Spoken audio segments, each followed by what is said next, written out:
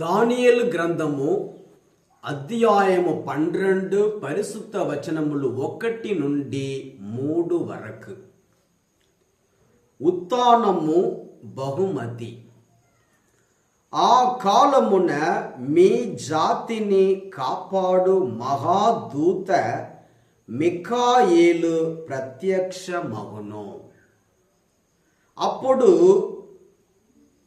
విపత్కాలము ప్రాప్తించును.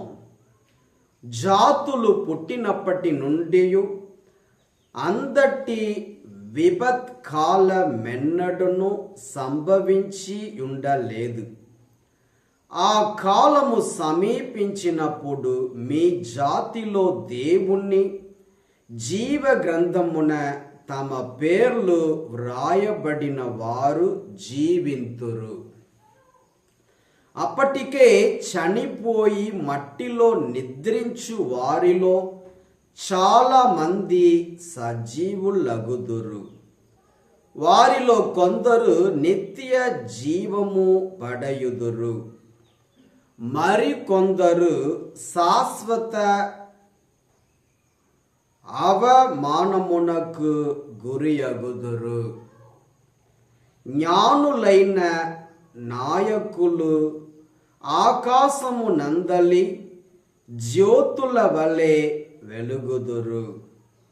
పెక్కు మందికి ధర్మమును పాటించుట నేర్పిన వారు కలకాలము వరకును నక్షత్రముల వలె ప్రకాశింతురు. ఇది ప్రభువు వాక్కు. సర్వేశ్వరునికి వందనములు. పునీత పౌలు హెబ్రీయులకు రాసిన లేఖ అధ్యాయము 10 పరిశుద్ధ వచనములు 11 నుండి 14 వరకు మరియు 18.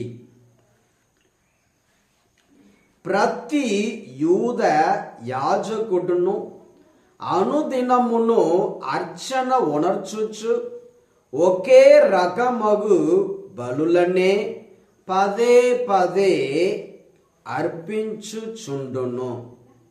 కానీ ఆ బలులు ఏనాటికి పాపములను తొలగింపలేవు.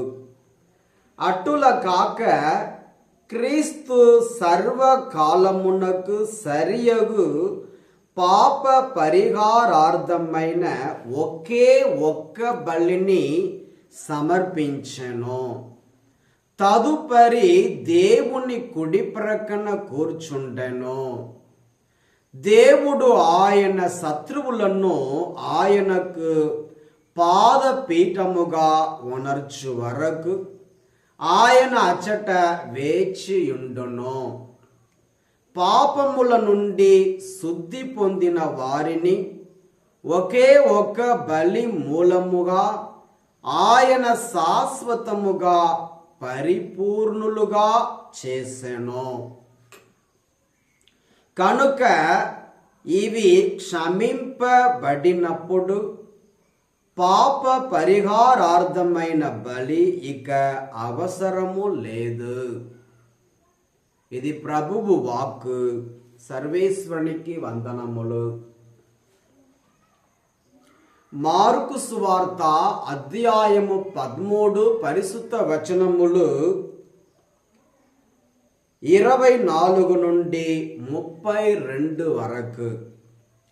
ఆ రోజులందు ఆ మహా విపత్తు కథించిన వెంటనే సూర్యుడు అంధకార బంధురుడగును, చంద్రుడు కాంతిహీనుడగును, అంతరిక్షము నుండి నక్షత్రములు రాలును, అంతరిక్ష శక్తులు కంపించును. అప్పుడు మనుష్య కుమారుడు మహాశక్తితో మహామహిమతో మేఘారూఢుడై వచ్చుటను జనులెల్లరూ కాంతురు. అప్పుడు ఆయన దూతలను పంపి భూలోకము మొదలుకొని ఆకాశము వరకు నలు దిశల నుండి తాను ఎన్నుకొనిన వారిని ప్రోగు చేయించును. అంజూరపు చెట్టు నుండి ఈ గుణపాఠము నేర్చుకొనుడు.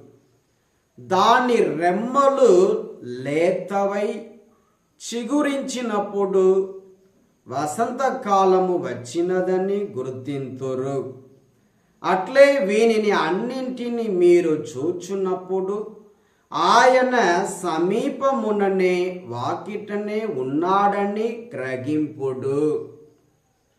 ఇవన్నీ నెరవేరునంత వరకు ఈ తరము కత్తింపదని మీతో వక్కాణించుచున్నాను.